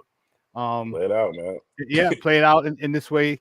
There's a big payday, a bigger payday at the end if you can handle it. What's the likelihood of, because he doesn't have a 5th year because he's a 2nd-round pick. Right. What's the likelihood of him bouncing if they do give him an incentive late, or even if he gets a bigger contract from someone else? Because all it takes is one. There's always going to be one team that's going to overpay, because that's what you do in free agency. You overpay. That's going to overpay for him and maybe and put the Bears, challenge the Bears. Do you think he might stay here because he likes what they're building? Or do you think it's like, deuces, I need the money. I got a new baby. I got a wife and a kid. What do you think he may do if the situation arises where he gets a little more money from somewhere else at the end of the season if he doesn't sign early? I always think they're going to take the money, man. I know we always say, it's not about the money. It's not about the money. Show me the dude that didn't take the money. Man. Like, you know what I mean? I think if it's a significant difference in what the Bears are offering and what he could get somewhere else, I think he's going to be gone. That's just the, fiscally responsible decision to make for him and his family. As long as his name's not Jalen Brunson. But I think he's trying. I think he's thinking about that on the back end, though. I know he left 113 left on the table. But I think he's trying to get back to the table again. I don't know.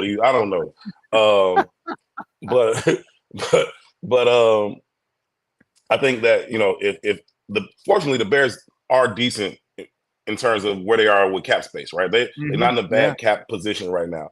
And like we were just talking about, they don't have a ton of needs going into 2025, right? If things play out the way they hope they will play out this year, you're not looking at a team with a ton of holes going into 2025. Maybe they need an edge rusher, maybe they need one more offensive lineman, and then they still got some money to play with, right? They can find those guys in the draft or whatever, and they can spend in free agency. So if Tevinjenkins goes out there and he has a Pro Bowl season at left guard and he plays 15 starts for you, yeah, that price is going to go up, but they should be able to meet that price because they've got money and they don't have a lot of places to spend it. You got to figure out what they're going to do with Keenan Allen. I think a lot of that's going to be determined by who and what Roma Doomsday is, but not a whole lot of needs and a whole lot of things that are going to need to be addressed. So I think they'll have the money. If Tevinjenkins is the player that we've seen him be when he's healthy and he gives you 15 starts, pay him. Bring him back. He's young. What about he's a mauler.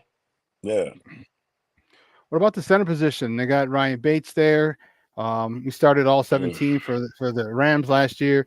Is he the guy, or do you think next year they go to Shelton, huh? No. I was just saying he was the guy that started 17 for the Rams last year. Shelton was? Yeah, he came from the Rams. Bates was with the Bills. Yes, my mistake. It's all good. But if Bates is a starter, if I'm not for now, so do you think we go look for get someone in the draft? Are we good with him, resign, or say, hey, we got Shelton?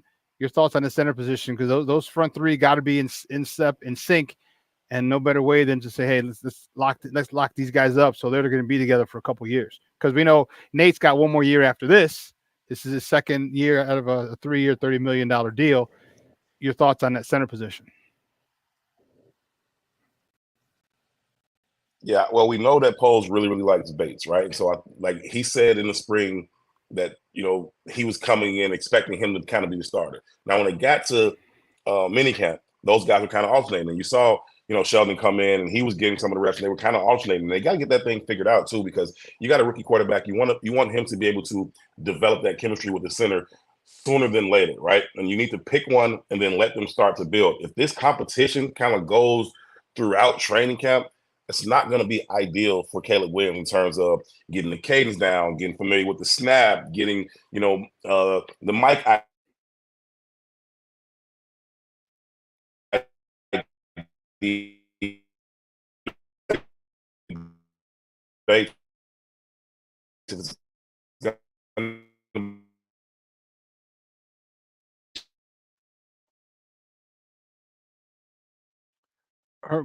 Looks like we're having a couple little technical issues with my guy Herb. Herb, do me a favor. You can hear me. Do me a favor. Log out and log back in. It sounds like you're underwater. We'll see. We'll have Herb. If you can hear me, Herb, log out and log back in. I definitely want to hear what you have to say. Yeah. Sounds like you're underwater. Yeah.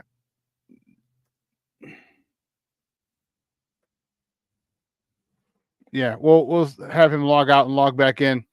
But yeah, I'm looking forward to it. How fired up are you?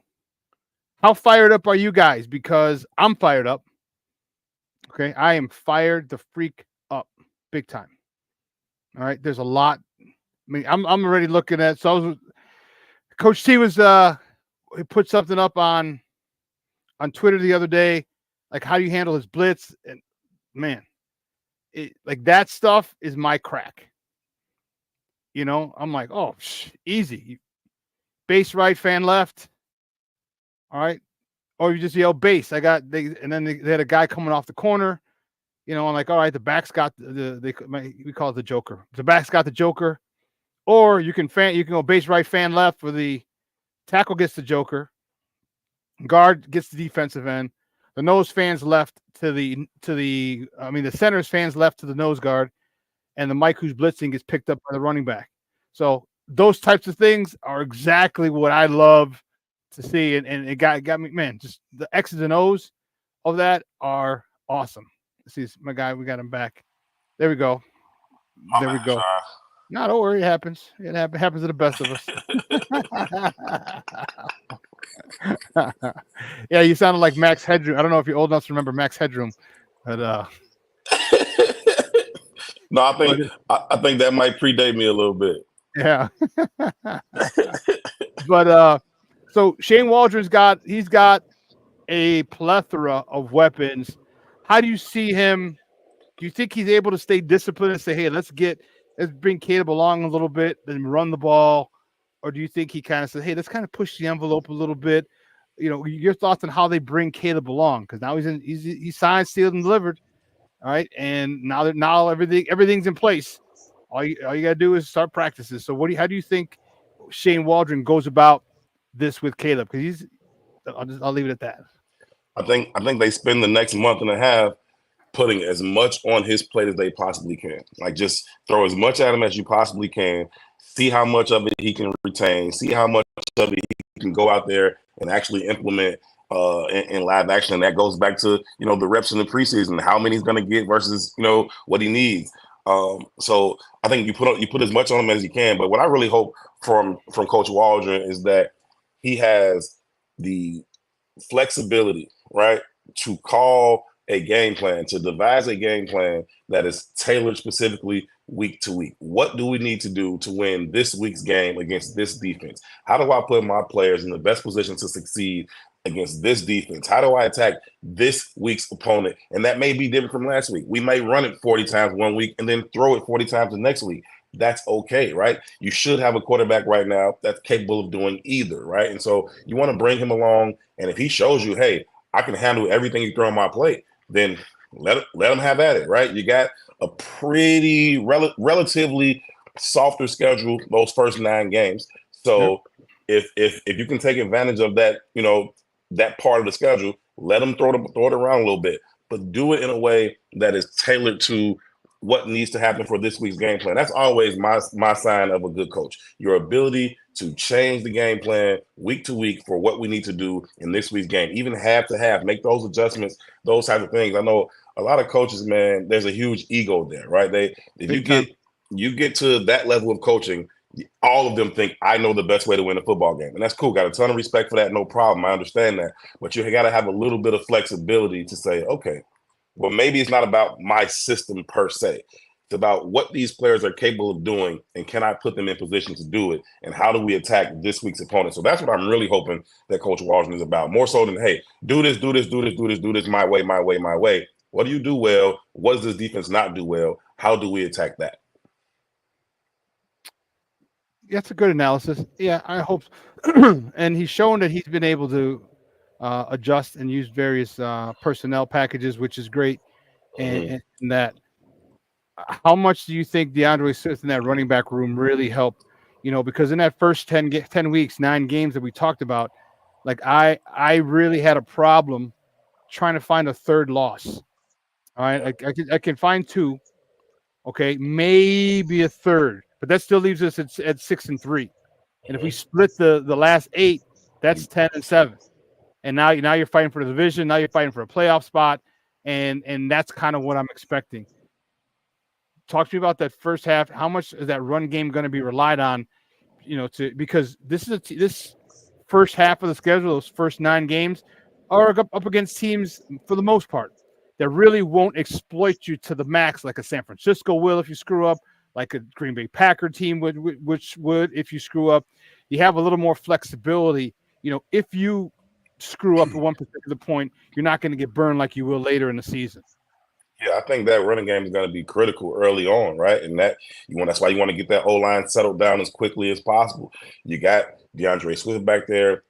Khalil Herbert is a pretty good running back. Like you got a decent stable of guys back there that can be productive. That's some versatility. DeAndre can catch it out of the backfield. You should be able to use those guys and kind of lean on teams. You should be able to maybe establish the running game early, set up some passes later, or maybe get out to a lead and then lean on that run game a little bit. So they should be helpful for those guys early on in that season because, like you said, you laid it out perfectly. I'm in full alignment with you. If they can get to that 10th game at least 6-3, there's no reason that they can't get to 10 wins, even if they just split the back half and go 4-4. And that should be enough to get you into the dance. Now, if they don't, right? If they don't take care of business in that first 9, it's going to go bad, right? Because if they aren't good enough to get to 6-3 against those first 9 teams, then they probably going to end up looking at 3-5, 2-6 on that back 8, and now this season then went way left. So, I think they lean on the running game, but I think they have the ability to. I think DeAndre Swift is a dynamic runner. He hits the hole. He's decisive. He's got the ability to take it the distance. He's not a super burner, but he's got the ability to get there. So I think you lean on that running game as that offense continues to develop, as they continue to gel, as Caleb continues to get his feet wet. Lean on that running game, because once it gets to that second half of the season, you got to be ready to roll and firing on all cylinders. Yeah, we do, and I'm looking forward to it. And guys, again, we're joined by Herb Howard. He's a Chicago Bears beat writer for the Bigs, talking Bears football here on Shawn and Maya in the morning on Sports Zone Chicago.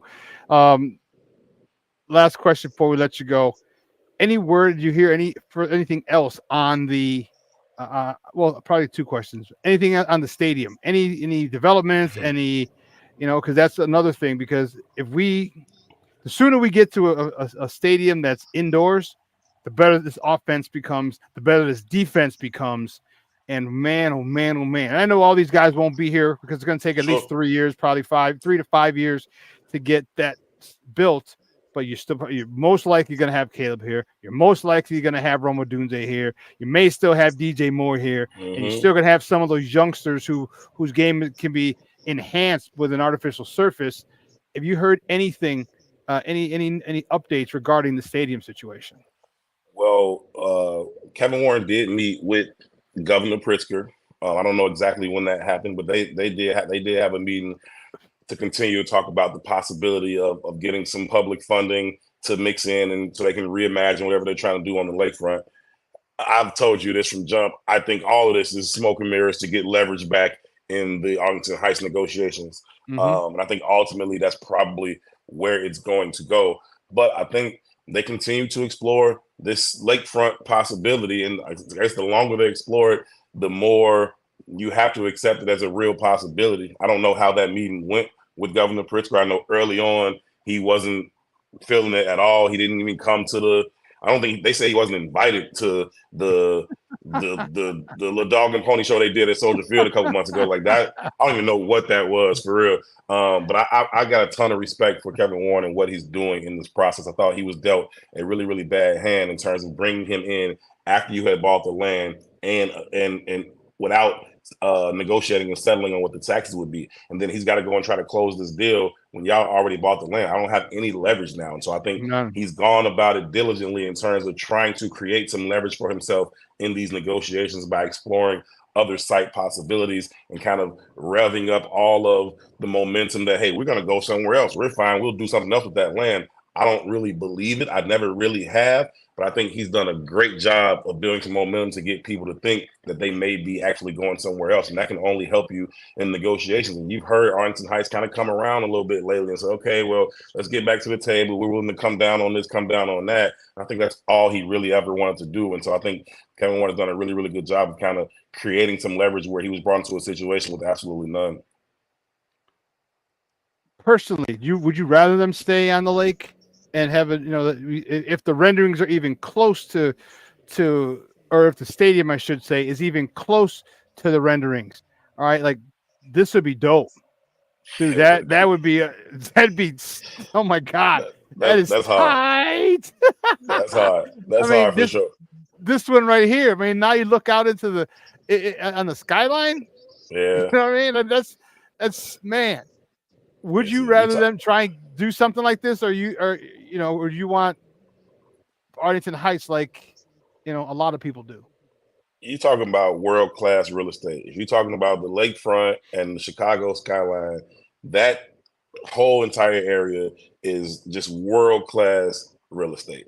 So if you can do something there, great, right? There's the nostalgia of it. It's supposed to be there. That's where the Bears play. That's wonderful.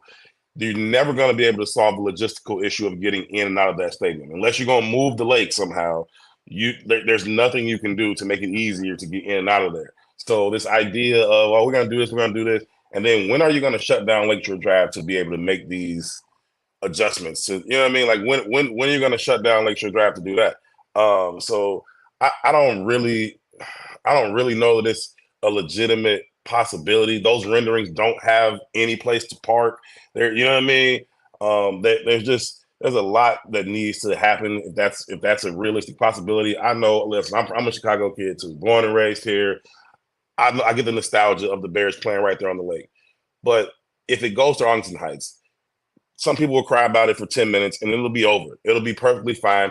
I know I'm not going out there. Yes, the hell you are going out there. Like, knock it off. Everybody's going to go out there. It's a clean slate. They can build whatever they want. They are not limited by any structures or land area, nothing like that. You'll have ample parking. You can get in from either side. I think it'll be great, man. I think ultimately, you look around the league, you got so many teams that don't play in the city that they're named for, right? The Giants and the Jets don't even play in the same damn state that they named for. You know what I mean? Like, that stadium is in New Jersey. Dallas, they in Arlington too. Like, it don't really. San Francisco ain't in San Francisco. Like, it's just not. Yeah, it's not that big of a deal, man. So if you can have this kind of blank slate and build whatever you can imagine, I think that would be phenomenal too. It'll allow them to kind of build around it and create whatever they want to create around it too, because they have so much space. So I think ultimately that's probably where it's going to go. Would it be great for that stadium that you just put up on the screen to sit there on the lake? Yeah, that'd be cool. That would be cool. But the logistics will still be a nightmare, and I think it's more likely than not that they're going to end up in Arlington Heights. I personally would want them to stay because I don't really. And everyone talks about, well, the Caskies, the valuation of their franchise to go up. I'm like, I don't give a damn. Like, that don't affect me. That don't affect. I don't give a rat's ass if they're worth $6 billion now or $8 billion. Good for them. I still want to be on the lakefront. Trust me. Where there's a will, there's a way. You can get to other land. You can go a little further south on the other side of McCormick Place and get like off of 31st Street. Hell, you can even get by the old Michael Reese. I make that a parking lot, have shuttle buses like they do. They have shuttle buses up along the lake, from the other parking lot. You can do that. I personally would just love to see it, and not for bear weather, but just for nostalgia. And that would be like the dopest stadium in the NFL because you're looking that north side of the stadium to see the skyline from inside the stadium. The greatest skyline on the face of the earth. Dude, that'd be hard. It would be. No, you get no pushback from me on that. That would be super, super hard. Like, no doubt about it. I don't have no objections to that. It's just the logistics of it, right. And they've already bought the land out there, and I just think ultimately that's what they're gonna do. I've said this a lot. U.S. Bank Minnesota Stadium is my favorite stadium in the league. I've been to almost all of them. I've been to Allegiant in Vegas. I've been to SoFi. Been to Jerry's World. Those are hailed as three of the better ones, and they are. All those are super dope. But my favorite one is U.S. Bank Stadium. I absolutely love what Kevin Warren and his team did with that stadium out there, and they put that thing. That's in the middle of their downtown, right? They were kind of constricted with some land area, and what they were able to do with it was phenomenal, man. I love that place. The natural light that it gets in there. The sight lines that they have, the acoustics, I love everything about U.S. Bank Stadium. So I really believe that Kevin Warren could build something phenomenal, be it on the lake or wherever. I'm confident that he can do something dope. But I'm with you, man. Like, it would be great for that building to sit right there on the lake, and it would just add another amazing component to what's already the best skyline, just the best area. I mean, you got. It's the lakefront, man. It's right there. It's downtown Chicago. You got the skyline, all of that. So that would be phenomenal, man. And I think Kevin Warren is he's selling it. He's selling it pretty hard that he really wants to go there. He talks about how much he loves downtown. He lives downtown. I think all of that is true, but ultimately, I think it's just about trying to gain some leverage in these negotiations. Man, I know, because I was 2 weeks ago today. So the 3rd, I was out on the boat with my cousins, and I took, if you might have seen it, I put that picture of the skyline. We're on the lake, dude. I am not bull jiving you, bro. Like a little tear came to my eye, and it actually just went down. I'm like, this is Chicago. Are we in Chicago or what? Yeah, no, it's legit. Beautiful. It's legit, and that's probably the best place to view it. Is the two best places I've ever viewed the skyline from. It's dope sights from everywhere, from south, from north, wherever.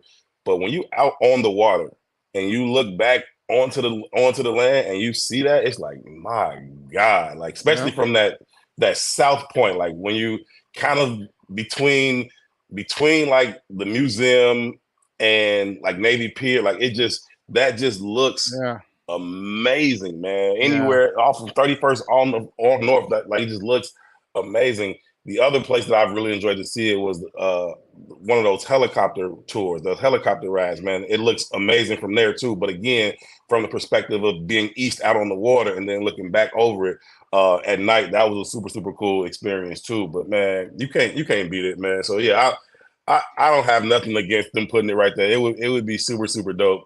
It's just a logistical nightmare. Yeah.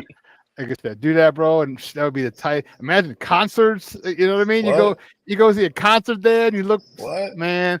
Those aerial shots on like Monday Night Football or Sunday Night Football or Thursday Night Football. Those aerial shots that they would do, as they come in and out of commercial breaks. Yep, that would just look, man, man. Got me fired up. Just got goosebumps. that would definitely be as good as it gets. As good as it gets for sure. Hey, Herb, great stuff as always, man. I appreciate it. Do me a favor, though. Let everyone know where they can find you and your work online. Most definitely, man. I always appreciate you inviting me on. It's always fun talking ball with you, man. You can keep up with me on Twitter at HerbHoward411. You can follow me and my work at It's The Bigs on Twitter and thebigs.us online. So appreciate you, Shawn. It's always fun, my brother.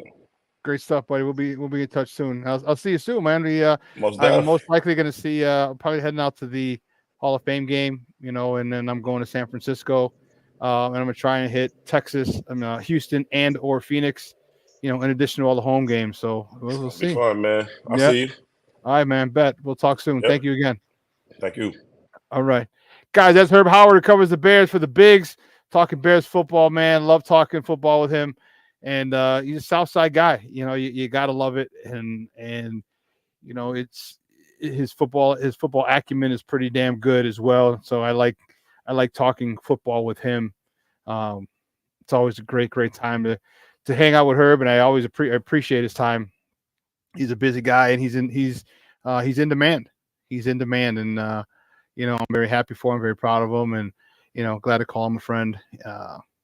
And I love his perspective. Again, we don't always agree on stuff, but you don't have to. That's why we're different people. But I do love having him on, and I respect his opinion a lot. I don't know about you guys, but I'm fired the hell up. We're talking about this team. We're talking with a lot of expectations, and I'm trying. I'm trying to. I don't necessarily want to temper my expectations because I'm not going to. Okay. I have high expectations. I expect double-digit wins this year. Period. All right. Period. End of story. And if we don't get that, I won't say the season's a failure because we could end up 9-7, 9-8, sneak in one of the playoffs and get to the divisional round. I don't want to say it's a failure. How can you say it's a failure? Because we got to the divisional round and lost. All right, even though we didn't get 10 wins. So it's a possibility. So I'm not going to say that it has to be 10 wins or it's a failure of a season because it doesn't mean that. It doesn't mean that. And Mr. Shorty has a little different view. 13-4, first team to win a Super Bowl with a rookie quarterback. I will tell you what, Shorty, you have not wavered from that stance in months. You haven't. I will give you mad props if that does happen. You have not wavered one iota. You've been saying that for a long time, and I respect it. So definitely looking forward to it. Looking forward to training camp. like I said, we're going to try and get to the Hall of Fame game, which is going to be pretty dope. Yeah, it's going to be pretty damn dope. I really I'm excited about that. And it's here. Football season is here. Hard Knocks is here covering our Bears. The nation is going to be watching us. And, I've said it before. I'll say it again. I'll quote the great John Madden. Football, NFL is just better when the Bears are good.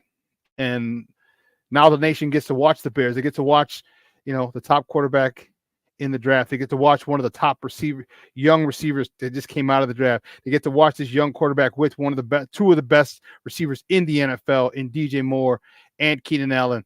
They get to watch a young quarterback with two very, very productive tight ends in Cole Kmet and Gerald Everett, and with a running game. All right, you're setting it up, and we've talked about it. We mentioned it. This is probably the best situation a number one overall quarterback has ever stepped into in NFL history. So now, how soon can he get acclimated to the system? Can he get comfortable with the system? That's going to be the determining factor. And we have time. All right, we've buffered ourselves with a great defense, a top 5 defense, which I think can be a top 3 or 2 defense. Okay, Eric Washington is going to be a big help in that as well. So, I just think that, there's a lot, hats off to Ryan Poles. All right, the way you developed and constructed this team. All right, the defense is going to be strong. All right, the defense is going to be strong. You can stop a lot of people. Okay, and that alone allows us. I talked about it before. All right, other teams may not be able to exploit us as easily as some of the teams that will play in the last 8 games of the year. All right, Carolina might not be able to exploit us. The Patriots, all right, the Redskins, the Commanders, all right, the Cardinals, they may not be able to exploit us, and this will allow us to grow. This will allow us to grow, and Caleb to get a lot of those trying times, those growing pains out of the way, while still being in the games because of our defense. Eberflus, you have a big task here, and keeping this defense as productive as they were last year. All right, keeping this defense as aggressive, if not more productive, because the one thing that I love, okay, I love when defenses can score. All right, a lot of the teams that I played on, our defense was amazing. We had awesome offenses in high school, in college, professionally. Okay, here with the Thunder and the Chargers, especially with the Thunder, our defense. Wow, it was funny. I believe in 06. I think we played 10 regular season games in 06, and I think had the offense not scored, all right, we would have had a 6-4 record, maybe 7-3. Had an offense, we were undefeated that year. If our offense didn't score 1 touchdown, not 1 touchdown, we would have gone 6-4, 7-3 in 06. Mind you, we scored a ton of touchdowns. I was the MVP that year. We won obviously won that, went down, played for the national championship, won that. But man, our defense was just ball hawks, ball hawks, from Page to Gambino to Brad to Ragona, all right, to Sparacino to Mintz to Ronnie to Easy to Bryce to Joe Recchia, all right, DB, all those guys, and the backups. And the cool part about it is a lot of times, because they came over from a team that folded, these backups we're talking about were starters in other teams. So the drop off was minimal to none. So our defense was good, very intelligent. All right, Ronnie and Easy, Lamont Gilliam is easy, who's easy, unbelievable. All right, Bryce. The communication they had in the secondary was second to none. So this is where I hope this Bears team is now, where the defense is so dominant. So dominant. I'm really expecting them. And here's where I need Coach Eberflus to be kind of a jagbag and say, hey, listen, we need to score points. We need to harass the quarterback. And if that's the case, our job's not done. My job is not to stop us from sacking the quarterback. It's your job. It's the offense's job. All right. I need to see some just brutal swarming of this defense. Okay. Very reminiscent of the 05, of the 85 team, very reminiscent of the 06 team, where defense can, anytime, any part of the game, any part of the field, our defense could take it to the house. Fumble recovery, a strip, a pick six, whatever. Okay. This is the challenge that Eberflus has. And they gotta stay stout on third down. Those are the big plays. Big time plays on third down. So I'm fired up, man. I don't know if I am fired the hell up because I'm looking forward to a team. Like, as I said, I think the divisional round is as far as they go this year. And if they go further, I'll gladly be wrong. I will gladly be wrong. Okay. I just think the divisional round is as far as they go. And next year, now we're looking at NFC title game or bust. Okay. So, guys, got me fired up talking Bears, fired up talking with Herb. Listen, ours is come and gone. I want to thank my guest, Darnell Mayberry from The Athletic, for talking Bulls basketball with me here. And I want to thank my man, Herb Howard, who covers he's a Bears beat writer for the Bigs. All right, for coming on talking football with me. And I want to thank you guys, people in the chat, for coming on and joining me. The love and the support, I appreciate. Mr. Shorty's in the house, Patty Lara, B Smooth, and Brian. All right, a lot of the other guys, King Book of World, Cornelius, Shorty, my guy Junior, Shawn. Who else? Plank was in the house. I appreciate that. I'm trying not to miss anybody. Aunt Moss, thank you so much. I appreciate the love and the support. What else? Cornelius, we mentioned those guys. Jay Grizz, don't want to forget him. Thank you, Papa. I appreciate it. I appreciate it. Cornelius Squalls in the Mickey Ficky house, Levette Lee. All you guys, I want to thank you for the love and the support. All right, so for everyone here at Sports Zone Chicago, our executive producer, Elliot Baez, social media guy, Clarence Council III, and my co-host in absentia, Maya.